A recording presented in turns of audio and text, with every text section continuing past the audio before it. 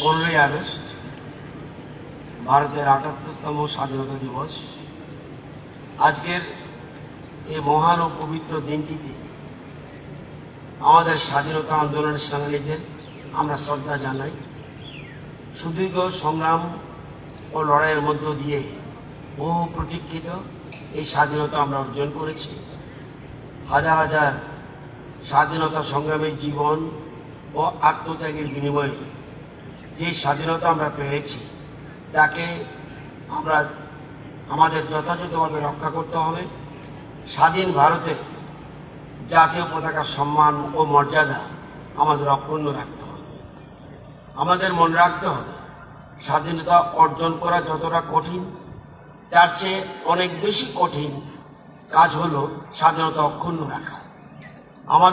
আমাদের প্রতিবেশী রাষ্ট্র বাংলাদেশ, পাকিস্তান ও শ্রীলঙ্কার ঘটনাবলী থেকে আমাদের শিক্ষা নিতে হবে। আমাদের প্রতিবেশী রাষ্ট্র বাংলাদেশে একের পর এক সামরিক অভ্যুত্থান এবং গণ অভ্যুত্থানের ঘটনা ঘটেছে। প্রতিবেশী দেশ শ্রীলঙ্কা এবং পাকিস্তানও অভ্যুত্থানের ঘটনা নির্বাচিত সরকারের পতন হয়েছে। বৈদেশিক সাম্রাজ্যবাদী শক্তি এই সকল ঘটনার সঙ্গে প্রত্যক্ষ এবং অপ্রত্যক্ষভাবে জড়িত ছিল বলে বিশ্ববাসীর দাবি। সেই দাবি যে অসত্য নয় সেটা আমাদেরও জানা আছে।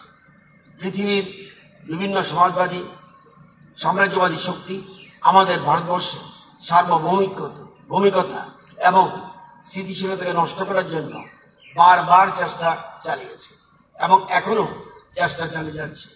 কিন্তু আমাদের নাগরিকদের রাষ্ট্রবাদী চেতনা এবং দেশপ্রেমের কাছে তারা বারবার পরাজিত হয়েছে।